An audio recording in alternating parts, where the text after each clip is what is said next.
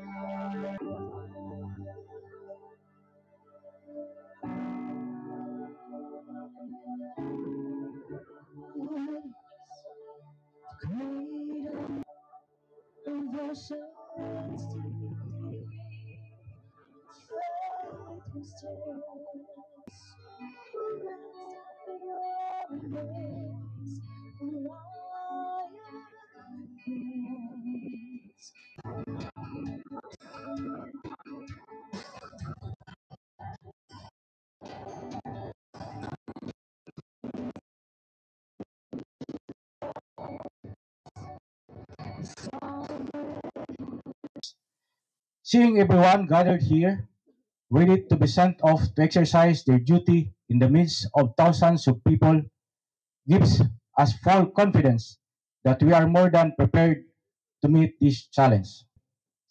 To all personnel assigned for deployment, I remind you of the vows you have sworn to uphold, to serve and protect with integrity, professionalism, and dedication.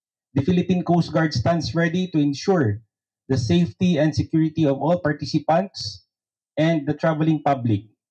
Our personnel and assets are deployed to assist in maritime safety operations, crowd control, and emergency response efforts. Let this festival remind us that unity among government agencies, local stakeholders, and the community remains our greatest strength.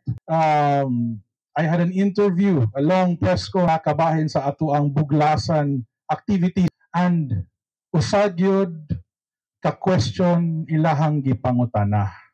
Ana sila, Gov, are you ready in your safety and security of the province?